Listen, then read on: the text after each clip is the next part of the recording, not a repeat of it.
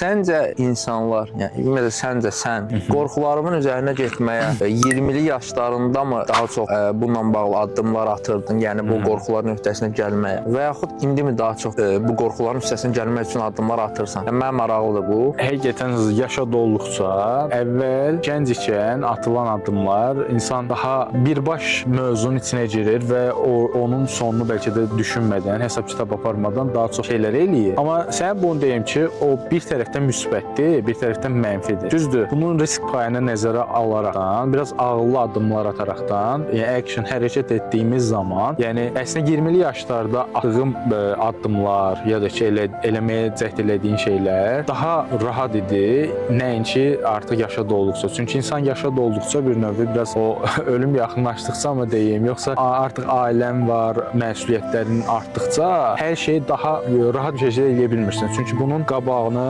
ortasını və dalını fikirləşməlisən də. Sən elə ya da belə bu addım atanda fikirləşməlisən ki, misal üçün səni gözləyən kimsə var. Başa düşdün? Bu kimi şeylər insanı biraz saxlayır. Amma bunun əslində bir növü, bu da individualdır. Hər kəs üçün yanaşım fərqləşir. Yəni bu yaşında belə çoxlu risk edən insanlar var. Amma təbii ki, erkən yaşlarında, yəni 18-19 yaşında olsaydım, yəqin ki, daha çox qorxduğum şeylərin üzərinə daha çox gedərdim. Çünki o vaxt məni saxlayan müəyyən stereotiplər var idi. Amma indi düşünürəm ki, kəşke onları həmişə vaxt eləyərdim. Çünki ən azından bu uğursuz olduğumda da itirdiyim bir vaxtda qazandığım təcrübə mənə bu yaşlarda daha çox şey qazandırmış olardı, belə düşünürəm.